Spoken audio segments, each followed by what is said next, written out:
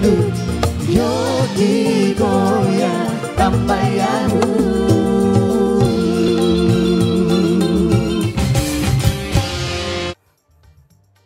Oke, masih di Stasiun Dangdut. Digoyang tambah yahoo. New normal. Kita ada di segmen Ngobras. Ngobrolnya asik. Presenternya gak asik. Tapi bintang tamu kita yang akan kita ajak ngobrol ini asik, bro. Oh, jelas. Asik. Semua orang yang diundang ke sini pasti asik. Yoi. Ini salah satu dokter asik, ngehits, masih muda. Dia punya YouTube juga. Dan di Instagramnya dia suka bagi-bagi hadiah. Dan juga selalu kasih konsultasi gratis. Wah, baik sekali. Dokter, periksa aku. Tampar aku. Salah. Iya. Siapakah dokter ini? Nah, kita punya video profilnya. Kita lihat videonya dulu.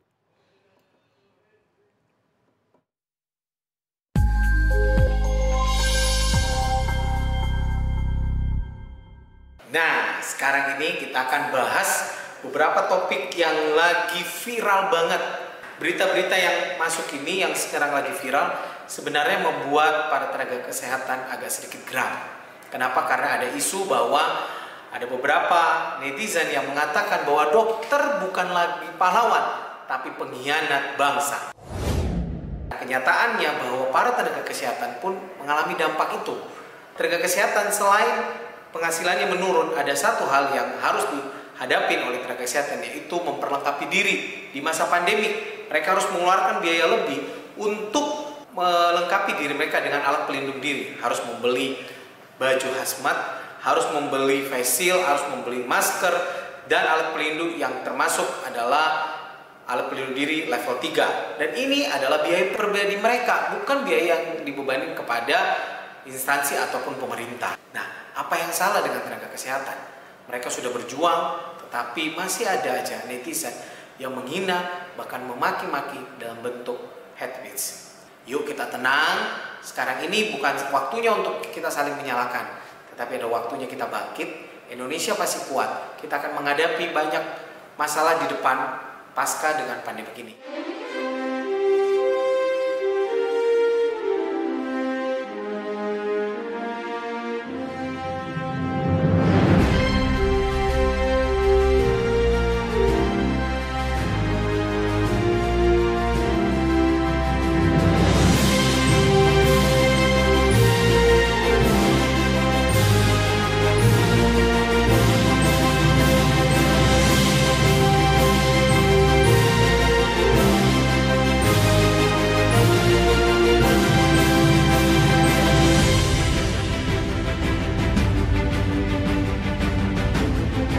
Yuk, sekarang kita harus lebih bijak menggunakan media sosial sehingga di tengah pandemi ini kita tidak saling menuding, tetapi kita saling bergandengan tangan untuk Indonesia yang lebih baik.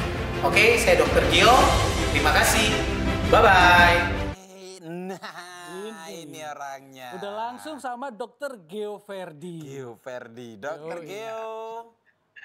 Halo Mas Pulung, halo Mas Sea. Apa kabar? Baik, kalian gimana kabarnya? Ya, gini-gini aja. Ya nggak baik ini. Gak baik. Ya gini-gini aja kabar kita. Kamu ya. baik terus, kita nggak pernah baik. Tapi ini salah satu tugas mulia, garda terdepan. Ya, luar biasa. Tepuk tangan. Iya. Sesuai dengan tema kita di Stasiun Dangdut ini di Ngobras. Hari ini adalah Wi. di era pandemi. Nah, ya. Aku pikir itu Wiwi Sagita. Oh, ternyata bukan ya. Ternyata Wiwi itu laki kaguman. Nah, Wih, ketularan. gitu kaget ya. Iya. Nah, dokter, ini katanya kan selama pandemi kehamilan meningkat nih dokter. Betul. Bener nggak sih? Ya mungkin karena orang-orang lebih banyak aktivitas di rumah, jadi mungkin anak sering ketemu ya, jadi ya dikit-dikit mungkin pengen buat anak gitu loh. Oh. Makanya iya karena sering di rumah soalnya. Dikit-dikit gemes ya gitu. Enggak ya, sih lah, iku omahe wong iki gak enek wifi ini ta, Dok. Sensasinya beda. Makanya. Sensasinya beda. Omahku kabeh nonton YouTube ae lho.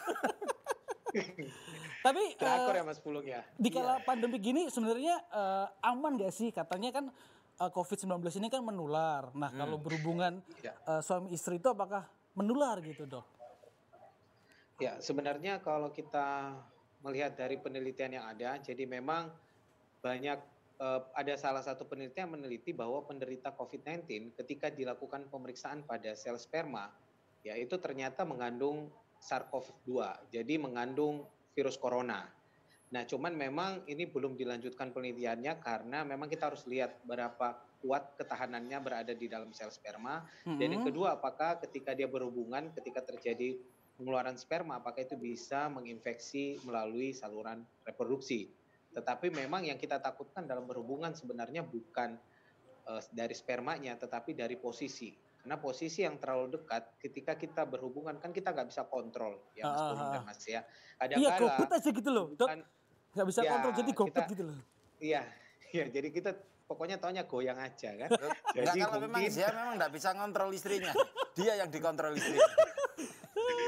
Ya, jadi biasanya karena kita tidak sadar, jadi karena berhubungan ini yang menentukan tingkat penularan itu sebenarnya bukan karena spermanya, tetapi karena posisi. Jadi semakin dekat antara sumber droplet, dalam hal ini rongga mulut, hidung, dan mata, itu akan lebih gampang untuk terinfeksi. Sehingga kalau dia adalah penderita yang kita curigai mengidap COVID-19, sebaiknya kita lakukan isolasi minimal 10 hari. Sebelum melakukan hubungan seksual. Lama. Berarti kalau melakukan hubungan seks di blongsong karo jasudan ae ya. Penting gak kena. Sebentar yang disinfektannya. Kayak gitu. Berarti posisi yang aman, posisi apa Dok berarti Dok? Posisi ya, bertahan. Kalau untuk posisi Jadi kalau posisi itu sendiri memang yang kita lihat adalah menjauhkan posisi mulut dengan mulut. Oke. Jadi biasanya saya harus praktekkan gerakannya ya. Jangan. Tolong. Ini baru episode 2 loh ini. Jangan sampai loh gara-gara sampean ya. Dok, biar saya saja. Jadi kita memposisikan jarak antara wajah, khususnya mulut dengan mulut itu harus jaraknya 1,5 meter. Jadi bisa dengan posisi istrinya agak sedikit tidur, terus suaminya bisa dalam keadaan berdiri. Yang penting jaraknya harus 1,5 meter. Sehingga ketika terjadi desahan atau pengeluaran droplet dari mulut itu tidak akan terkontaminasi kepada pasangannya. Ya, Dok.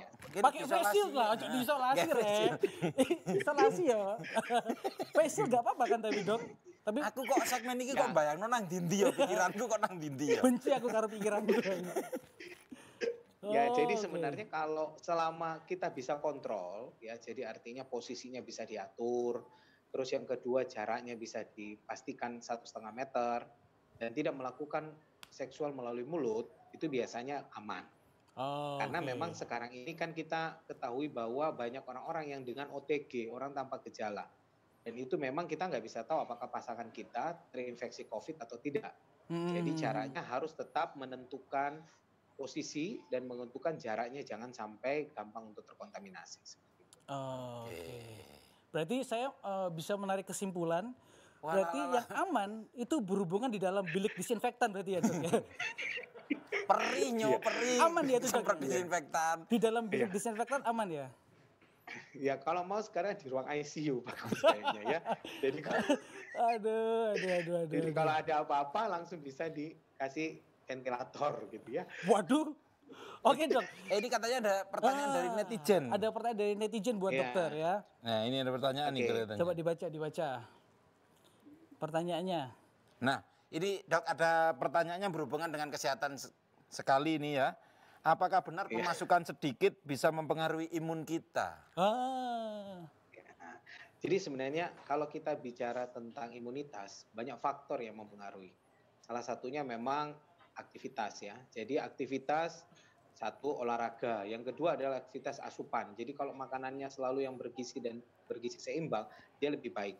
Nah yang ketiga adalah yang memastikan adalah tingkat stres. Karena tingkat stres yang tinggi itu bisa menekan sistem imunitas untuk tidak bekerja secara efektif. Iya. Jadi dia enggak ngomong penghasilan. Tidak. Takut. Ngomong ya penghasilan kan ada jalan duit DE. Tapi otomatis menunjukkan minim penghasilan, imunitas bisa rendah. Iya, stres. Iya kan, Dok? Karena stres. Gak enek wong gak duwe penghasilan terus aku bahagia. Gak enek.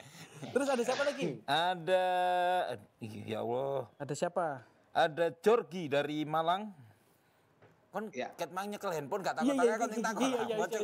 Sorry. Ngamuk, Rek. Jorgi. Dok, bagaimana jika saya sedang program hamil dan harus tertunda Ya. karena pandemi ini? Sik ya. Jorgi iki jeneng lanang ta jeneng wedok? Lanang lah. Lah iya kok. Ayo pertanyaane. Bagaimana jika saya sedang program hamil? Loh ya apa iki? Mungkin program bersama istrinya. Iya wes Iya, terserah lah ya suaminya wes. yang nanya. Jorgi terserah siapapun yang kau hamili. Iya. Kita tetap mendukungmu. Gimana, Dok? Ya, jadi sebenarnya kalau kita bicara program kehamilan itu sebenarnya memang kan kita berusaha untuk menghasilkan keturunan.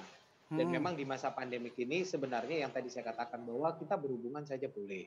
Kenapa? Karena kita mengetahui posisi. Karena sebenarnya posisi kita sangat menentukan tingkat penularan dari COVID-19. Dan memang sebaiknya untuk kedua pasangan yang melakukan program kehamilan tetap bisa melanjutkan program kehamilan. Tapi mungkin kita harus lakukan screening. Yang terpasti kita harus melakukan pemeriksaan kedua pasangan untuk mengetahui apakah dia terinfeksi atau tidak. Sehingga untuk mengurangi resiko terjadinya tertular oleh COVID-19 seperti itu. Oke. Iya. Paham akon. Enggak. Ya paham lah. Tiwas kok Paham. paham lah. Paham. Mas yo asline Ya, enggak paham. Ada lagi yang ditanyakan sama Pulung? Dok caranya biar tidak tertular lah sing paling gampang kayak masyarakat itu Iya. dokter loh iki. Apalagi kan coy. sekarang kan new normal, mungkin ada kebiasaan-kebiasaan baru gitu loh, Dok. Apakah Ya, menjadi tukang las sebenarnya- kayak ngene iki wis aman? Tukang las. Ya, sebenarnya memang di tengah new normal ini yang kita harapkan bahwa masyarakat itu bisa mematuhi protokol kesehatan. Salah satunya adalah satu, mengurangi kontak dan mengurangi kerumunan, itu yang terpenting. Yang kedua adalah menggunakan alat pelindung diri untuk memastikan bahwa kita tidak terinfeksi, seperti penggunaan masker, face shield. Ya. Terus yang ketiga adalah meningkatkan imunitas kita, sehingga kita tidak mudah terinfeksi oleh virus. Yang keempat adalah melakukan cuci tangan yang rutin untuk memutuskan rantai penularan seperti itu. Dok, saya ini sudah mengurangi kontak ya. Sudah. Biyen kontak sepeda motornya nek telu, Dok. Hari siji loro didol sepeda Itu motor. kunci sepeda motor. Temenan. Itu ya? kunci sepeda Mengurangi motor. kontak ya itu kan. Ya ampun, Dok. Lagi bagaimana? Ada pertanyaan mungkin dari netizen? Ada lagi? Ada lagi? Sudah nggak ada ya? Oke, sudah nggak ada. Terima kasih Dok buat berbaginya di sini ya. Terima kasih. Jangan lupa kalau mau konsultasi sama dokter bisa lewat Instagram ya. Ya, Ya. jadi betul sekali. Jadi buat pemirsa yang mau konsultasi, kita akan layani secara langsung. Jadi buat teman-teman yang mau bertanya bisa langsung ke Instagram saya di dr.gioverdi. Nanti setiap pertanyaan yang masuk akan kita jawab. Seperti itu. Tapi enggak ada tagihan ya, Dok? Nggak ada. Enggak ada. Ini semuanya free. Tagihan metu, coy. Nggak ada. Iya. Oke. Ya, terima Baik, kasih Dok. Dr. Terima Gio. kasih banyak, Dok. Sehat selalu. Sama-sama, Selamat terima berkarya, kasih, Mas selamat Bung. melayani Sehat masyarakat selalu. ya. Terima kasih atas Oke. jasa-jasanya loh. Iya, betul. Nah, setelah ini kita mau ngapain nih? Setelah ini kita ada hiburan-hiburan dari Stasiun Dangdut. Akan ada video klip yang menggoyang. Yoi, balik nanti sama Lenny Coba dan juga goyangannya. Chandra. Iya. Oke. Sikat di ngobrol. Hey. Ngobrol asik. Yo. Presenternya nggak asik.